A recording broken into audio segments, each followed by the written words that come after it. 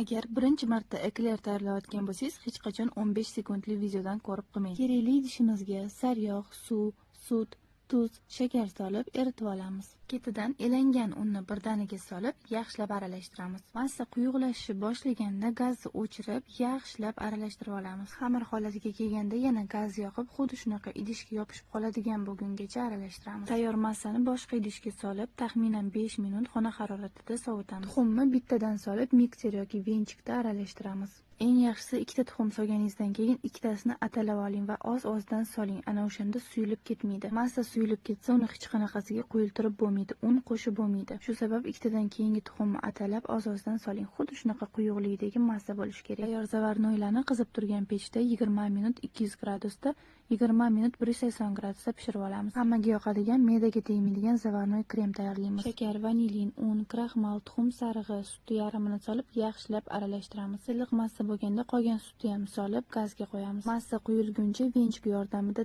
tinmay aralashtirib turamiz. Quyuq kasha holatiga kelganda gazni o'chiramiz. Sariyog'ni solib yaxshilab aralashtirib, ustini strech yoki salofan bilan havo kirmaydigan qilib yopib qo'yamiz. Zavarnoy kremimiz yaxshilab soviguncha xona haroratida turishi kerak. Tayyor mazali kremimizni konditerskiy mishokka solamiz. Pichoq yordamida teshib, krem bilan ichini to'ldiramiz. Ustidan saxarni pudrani sepib, dasturxonga tortamiz. Yoqimli ishtaha albatta tayyorlab ko'ring.